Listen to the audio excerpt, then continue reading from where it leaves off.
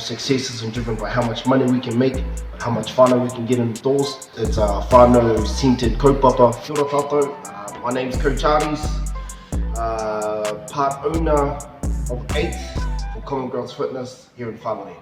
Yeah, we're like a gym, so we use the method of zoo, kettlebells and anchors. The biggest thing that makes us unique here in Whangarei is we're Kaupapa Maori.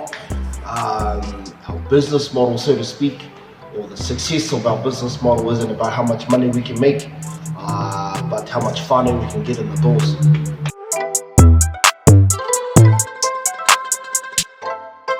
One of our biggest challenges was we had little asset, when we first started off, we had a little income stream. So we did all of this mahi by ourselves with our own hands. So that was probably one of our biggest learnings was you just got to get down and dirty, get gritty with it and get it done.